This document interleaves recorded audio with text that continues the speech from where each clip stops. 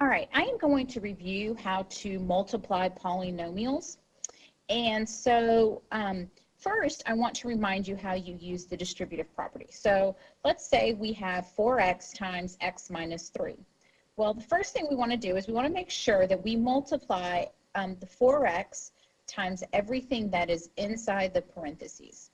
Okay, so when we do that, we have 4x times x, which is 4x squared, because remember, when you're multiplying and they have the same base, you add the powers. So 4x times x is 4x squared. Then I'm going to multiply 4x times negative 3, which is negative 12x. So the answer here is 4x squared minus 12x. The challenge comes when you're multiplying and then you have two terms over here instead of just having one to distribute. And you have to make sure you multiply every term here by every term over here. It's just like if I gave you a problem, if I said 23 times 14. You have to multiply the 3 and the 4, the 2 and the 4, and then the 3 and the 1, and the 2 and the 1. Same thing here. I have to multiply the x by the 2x, the x by the 5, the negative 3 by the 2x, and the negative 3 by the 5. So there's a couple of ways you can do that. You can use the horizontal method, which is also called FOIL, or you can use the vertical method. Okay, so the first one I'm going to show you is the horizontal method. And it doesn't matter which method you go with, is whichever one works for you and that you like the best, that's the one that you can use. I prefer the horizontal method. Most students prefer the vertical method, and that's totally fine.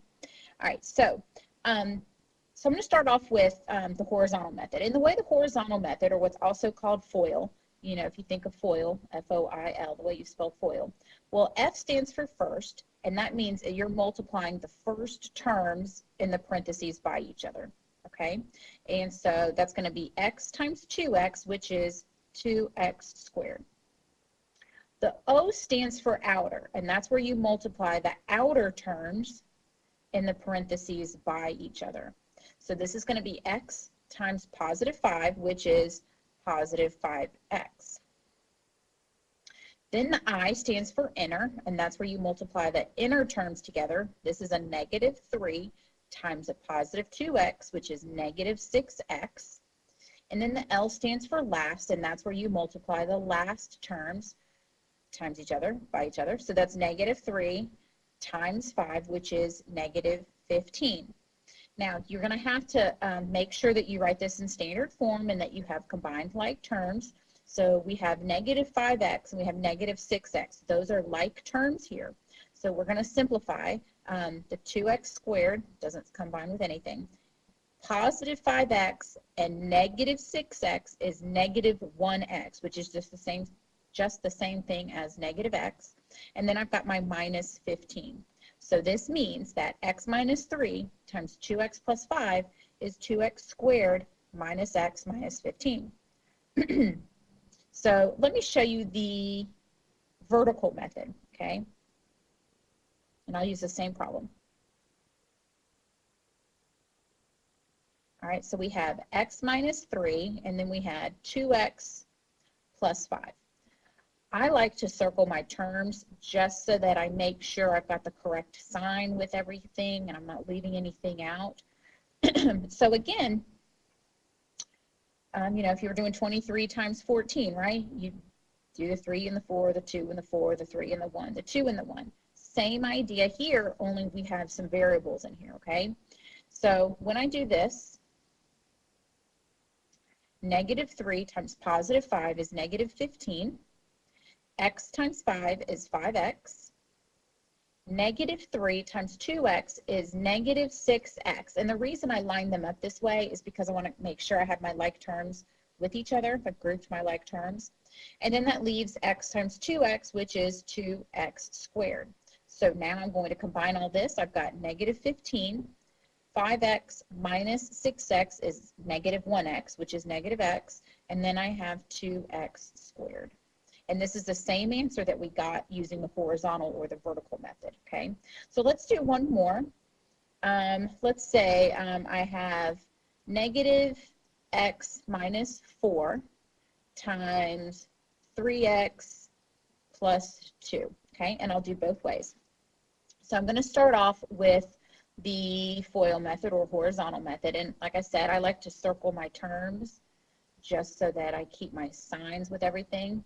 So I'm going to start off with first, and that's my first term. So it's negative x times 3x, which is negative 3x squared. My outer terms is negative x times positive 2, which is negative 2x. My inner terms are negative 4 times 3x, which is negative 12x.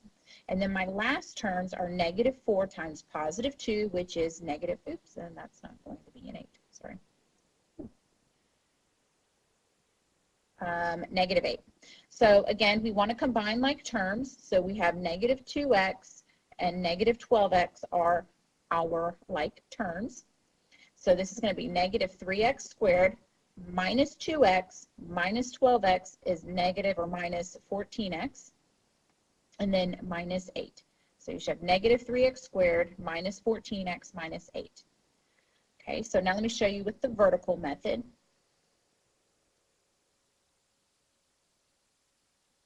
Okay, so it was negative x minus 4, and I think it was 3x plus 2. Yes.